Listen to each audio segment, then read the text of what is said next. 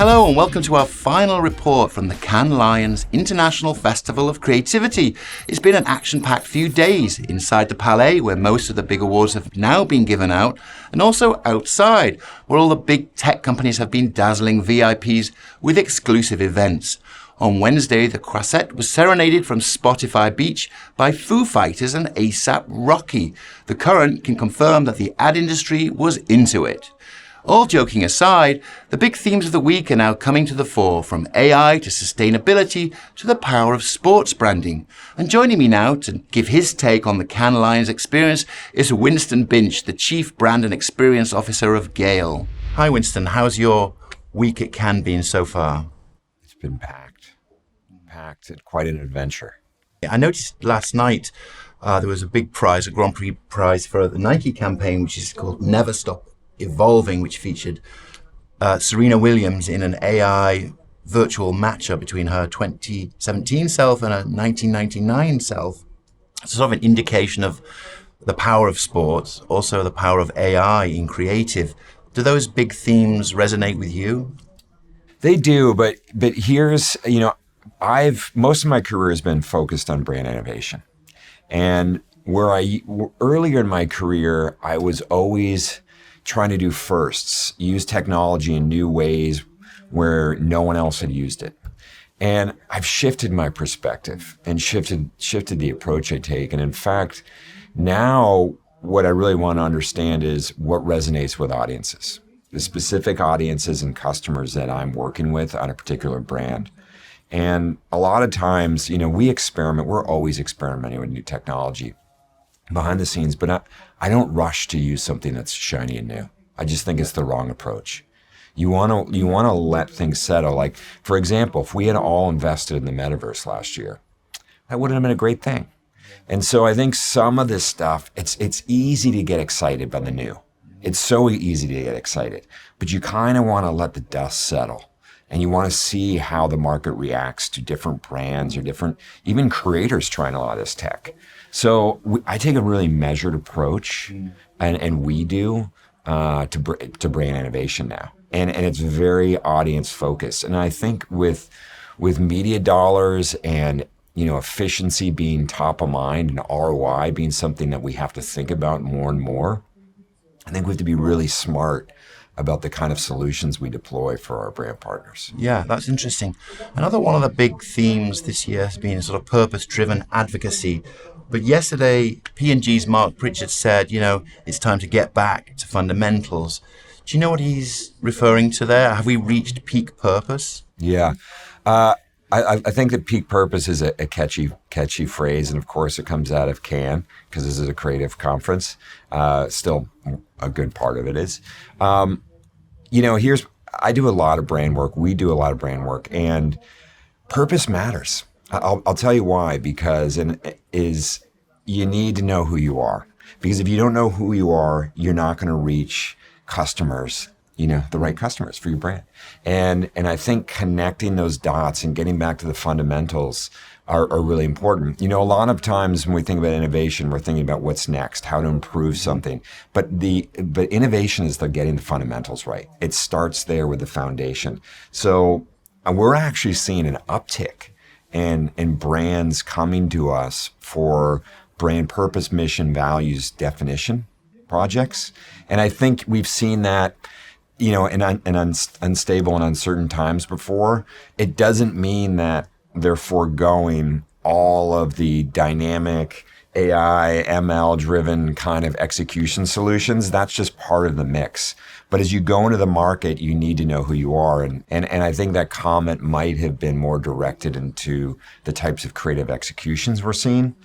But, purpose isn't dead. Another big theme this week we've been reporting on is the presence of big streaming platforms here for the first time in some cases.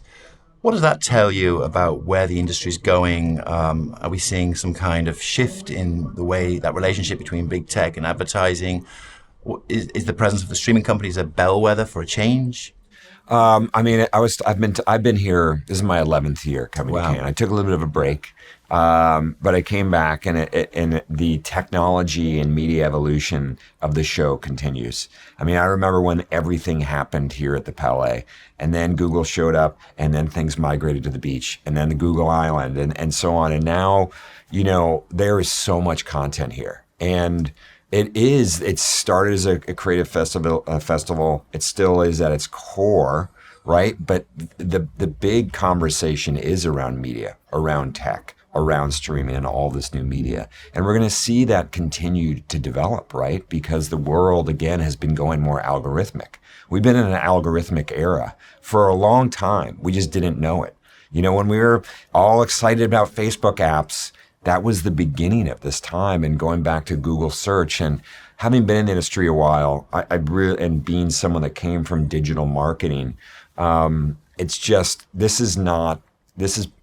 I've seen this, and we've seen it coming. Now, the interesting thing I didn't see coming, right, necessarily, Netflix doing advertising, Amazon doing advertising, Apple TV doing advertising. Where we thought advertising was dead, right? Going back to that idea, it's coming back. It's hard to kill. And I think what we found is, advertising works. And I've long believed that, people don't hate ads, they hate bad ads. And I think that what I love about streamers, new media companies being here, it's more canvas for us to use.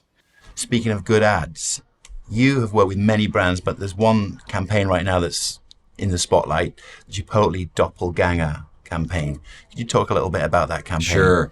This campaign, Chipotle Doppelganger, the way it works, it won in creative data-driven targeting. And if you and I order the same exact, we scan millions of orders. This is all data-driven, right?